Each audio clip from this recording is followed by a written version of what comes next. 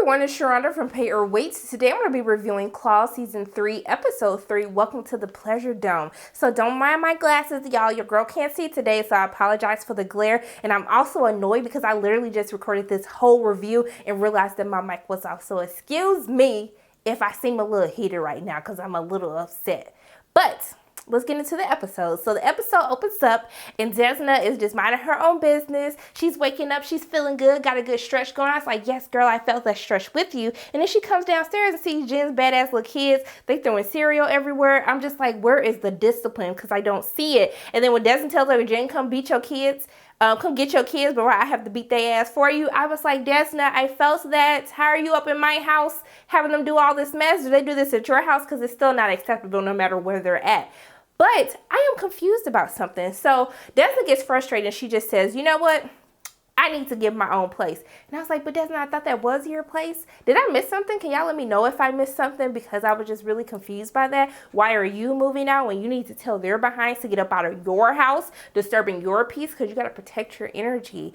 But we see that she goes on the hunt. And I love how she told the lady, like, in the list of, like, what she's looking for, she can't be the only black person that lives there. And I was like, Desna, I feel you. Because then they're going to be checking for you. Then they're going to be doing all types of crazy things, calling in on you, trying to see who coming up to your house. I felt that. But then when she was like, but does it count if the doorman's black? And she was like, girl, no. And I was like, man, why did you even think it was okay to ask her that? But I thought it was absolutely hilarious. But we see that Desna ends up finding a place that looks real good. And the lady was like, ain't this at your price range? And I was like, girl, yeah, like, didn't they tell you they want to give you all this money they were making? So, like, where are you getting these coins from? But she said, I'm a boss. I done set Mac and Melba straight, so I ain't got to worry about them. And I was like, hold the phone, because as soon as Desna got into the shop to open it up, we see that Penelope's dead body is just sitting up here in one of the chairs. And I was just like, y'all didn't want to put a plastic bag. Y'all didn't want to just protect the blood and stuff. It's bad enough they got to get rid of the body, but y'all couldn't just at least wrap her up a little bit. I don't know. Maybe that's just me.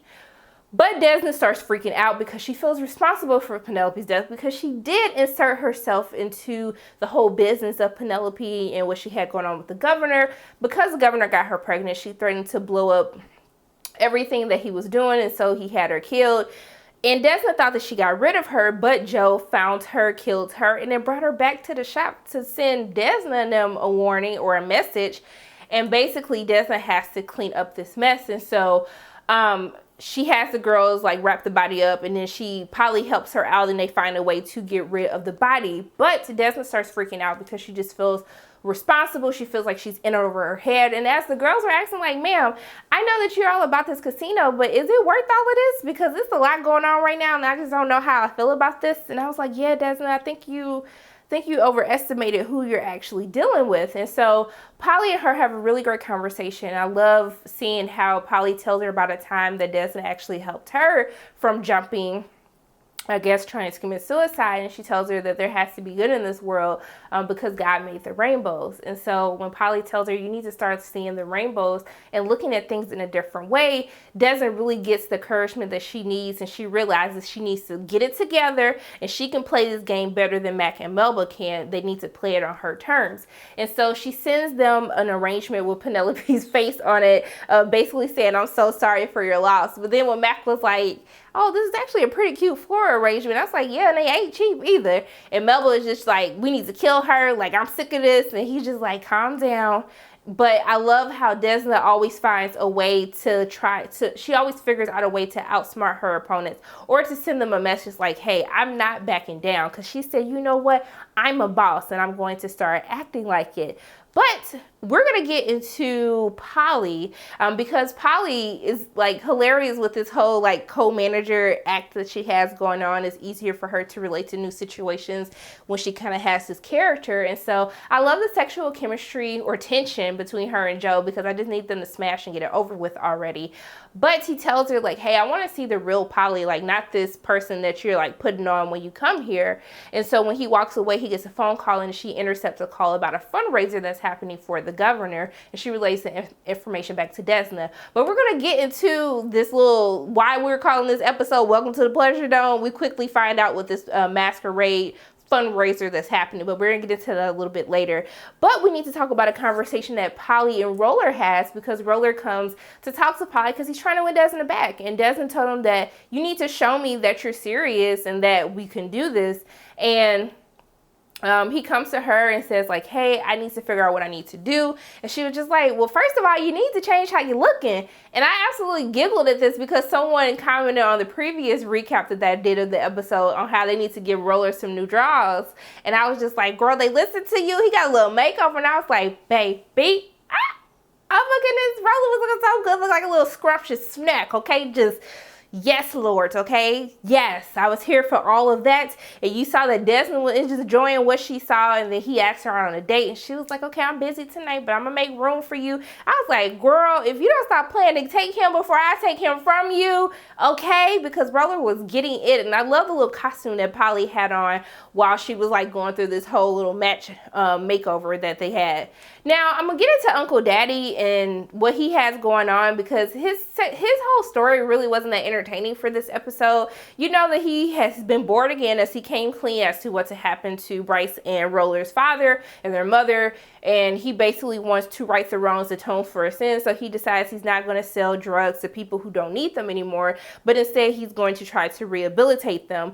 But people weren't trying to be rehabilitated, they trying to get they fixed, and so they quickly see that doesn't work out too well. So he goes to poach the customers back by offering them half off drugs in order for them to like sit through and listen to the seminar that Bryce is handling. It made me think of a little timeshare when they tell you, oh, you can win a free trip to Orlando, but they don't tell you, you got to listen to this timeshare thing that they're trying to sell you. That's how I felt that was. And then we see that Brenda walks in, Jen's mom, and then Bryce is like, hold up, I don't want no more problems. I just got my marriage back on track. Ain't nobody got time for you. But she asks to help her get off the drugs, the booze, all of that she's dealing with so she can get better. And that's pretty much all that really happened with Uncle Daddy, because he wants to now help her to, you know, make himself feel better. And we're just going to move on to the next storyline, because it really wasn't that much happening with him that was interesting in this episode.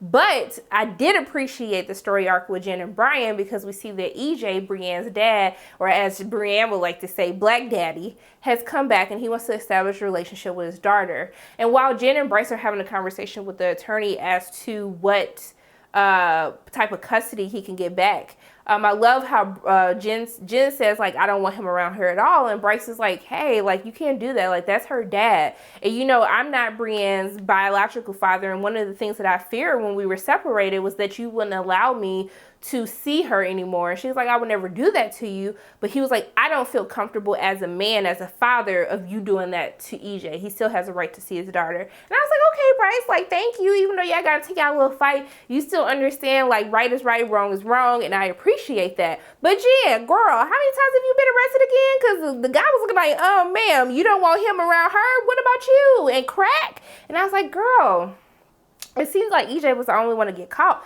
but what was you doing back in the day? Because I need to know what this rap sheet says.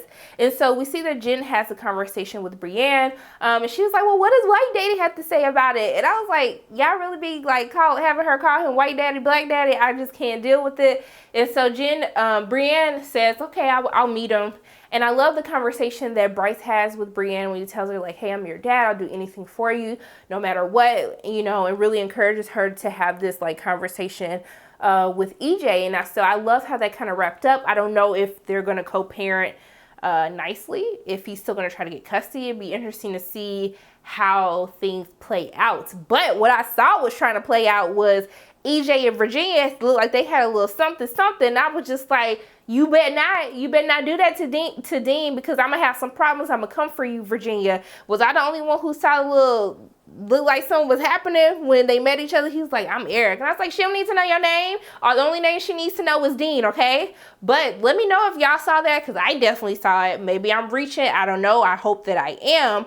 But in the meantime, what we need to talk about is we gotta talk about this Pleasure Dome, okay? So the governor's having a fundraiser, but the fundraiser is really a sex party, a masquerade sex party, Lord. And so all the people that's involved in whatever craziness he has going on, which is why the girls go to try to find out what is happening, they just, I was just like, what is it with rich people doing all these little swingers parties? There's a damn pig there. Everybody half naked. I was just like, why? Why? Is this where our tax dollars are going? And so Desna ends up finding this girl who's overhears her about to have a meeting with the governor.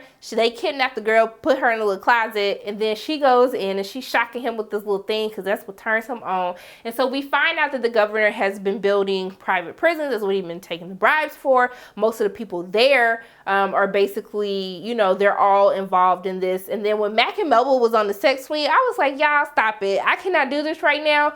Get they old behinds off this dang old sex swing because I can't take it. But I thought that Polly and Joe was gonna like smash a little bit. You saw Polly have the little Molly. They didn't know that Molly was in the champagne. They sent up her drinking all this damn champagne. Virginia got kicked out talking to a dang old pig. I don't know what's going on with her. But talking about smashing, Quiet Ann, and oh dude, she started speaking that little French little dude. I was like, oui, yes. I'm sorry, I don't know no French.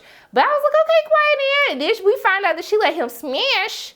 And I was like, ooh, girl. And I was looking at her. She's like, first of all, I was married to a guy before, so y'all stop it. And I was like, you know what? You right, girl. You right. But she was thinking about Arlene the whole time. And we saw that Arlene has been trying to get that old thing back. We saw they hooked up at the little boxing ring. Arlene came back to the nail shop like, you ain't been returning my calls. And Quiet Ann, because they're trying to hide a body right now, she has to get rid of Arlene. She tells her like, hey, I'm done with you. And Arlene's like, I'm sick of this. I'm done this time. Which you could tell it bothered her, Quiet Ann, a little bit. And so when Desna telling her like, girl, stop playing. You know y'all love each other. And everybody's looking at her, excuse me, ma'am. Ain't that the pot calling the kettle black? What about you and Roller? She's like, we don't love each other. And I was like, girl, if you don't love him, I love him after this makeover. You better go make that right before I take him from you. But we see that Quiet Ann does go to talk to Arlene, and it seems that they're going to try to make things better. I don't know what's going to happen because she wants to tell her everything, and like even the craziness that y'all have going on. I don't know how this really going to play out, but we're going to have to see. But Desna, make sure to go tell Mac and Melba, I know everything that you guys are doing, okay? And let me tell y'all something. If you try to come after me or one of my loved ones or try to kill me, I'm not having it. Not today, not on my watch. And so she basically threatens them and tells them if anything happens, I'm gonna blow all this mess up. I don't care if I go down. It don't matter. So y'all gonna be silent partners, and we're not having none of this nonsense again because I could always play dirtier than you can. And I was like, oh, what do they do? What they do? Like, I don't know. Look, I'm gonna have to watch it again. Don't even quote me on that. Lord, sorry, just forget I even did that in the first place. But I'm interested. I like this. You know, we see Roller gets captured at the end because after he does like the little makeover stuff with Desna, talking to Polly, we see that he's getting flowers, and then this girl says, I need some help. I was like, Tramp, you don't need no damn help. And I was like, Roller, why you even stop and go worry about what you got going on with Desna right now? So he stops, they kidnap him, and I was just like, well, damn. Poor Roller, I don't even understand. But I did love the interaction between Polly and Roller, that he's really trying to make an effort to get her back. I want to see how Desna reacts now that she sees that they've taken Roller and see what that causes her to do. But also, Desna also is having issues with Dean because she tells Dean and Virginia, you guys can come live here. Dean says, no, I want to be my own man. You don't respect me. I'm going to be friends with Mac. I don't care what you say. And so she's all hurt with that. Dean even got loud with them, was like, Virginia, let's go. And I was like, ooh, Dean. And then so it's just a lot happening right now. I do think that Desna is in over her head. She's doing a little bit too much too soon with the whole new house, how she's handling the whole Mac and Melba situation. I think she needs to take more time to think things through and really understand who she's dealing with, because I don't think she fully knows who she's dealing with Mac and Melba. But I'm interested to see how this plays out. So those are my thoughts on Claw Season 3, Episode 3. Welcome to the Pleasure Dome. As always, my name is Sharonda from Pay Your Weights, and if you like what you saw today, make sure you hit the like button, hit subscribe, share this video with your friends, and make sure you hit that notification bell. And I love you guys 3000. I'll see you soon.